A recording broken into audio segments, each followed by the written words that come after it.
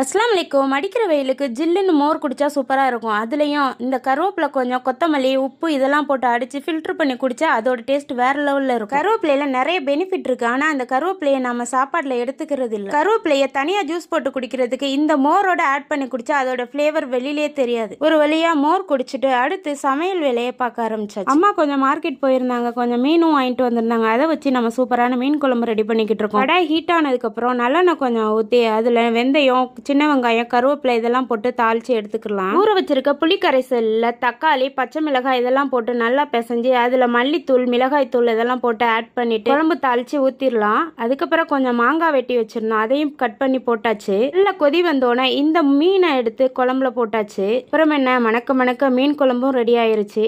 கொஞ்சம் மீன் எடுத்து பொரிக்கிறதுக்காக பரட்டி வச்சிருந்தோம். அந்த மீனையும் நல்லா எண்ணெயில் போட்டு பொரிச்சு எடுத்தாச்சு. மாதிரி ஃப்ரை பண்ணுறதுக்கு நம்ம கடலெண்ணெய் யூஸ் பண்ணிக்கிறோம். இன்னைக்கு லஞ்ச் நல்லபடியாக